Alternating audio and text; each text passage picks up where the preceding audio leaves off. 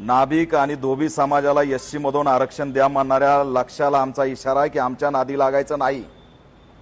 तुझी नौटंकी बस झाली आता। 2 जिल्ह्यामध्ये टुरुक टुरुक एका समाजाच्या बळावरती फिरला म्हणजे काय देशाचा राष्ट्राचा नेता झाला का तू? महाराष्ट्रामध्ये जर एससी आरक्षणाच्या दिशेने कुणी वाकड्या नजरेने बघितलं तर याद राख, चुकीच्या बिळात हात घालतोस, अंगावर येतोस। अंगाव आला तर शिंगाव घेऊ आणि बिळात हात घातलास तर हात उकडून टाकू। आणि एससी आरक्षणाकडे जर वाकड्या नजरेने बघितलंस तर डोळे सुद्धा काढू, लक्षात ठेव।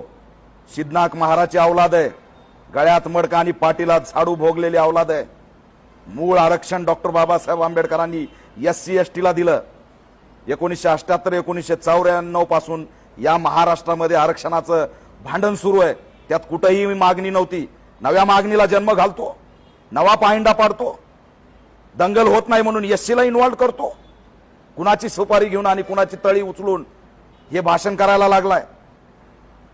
मीडिया ट्रायल करतो, शिवराळ भाषा वापरतो, गावंढळ गप्पा करतो।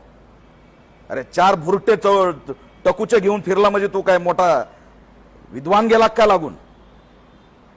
कदापि खपून घेणार नाही। लक्ष आमच्या अंगावरती येण्याचा प्रयत्न करू नको। ओबीसीला समजलंय ओबीसीच्या आरक्षणाला धोका नाही, पितळ उघड पडतंय, दंगली होत नाहीत, सामाजिक सलोखा बिघडत नाही म्हणून आता एससीला इन्व्हॉल्व करताय।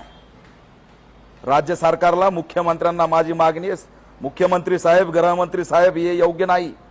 याला रोका। याला तुम्ही पोलीस संरक्षण दिलंय म्हणून याची जीप चुरू चुरू चालायला लागली।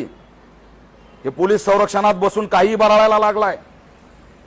अॅट्रॉसिटी ऍक्ट अंतर्गत ह्याच्यावर कारवाई करा।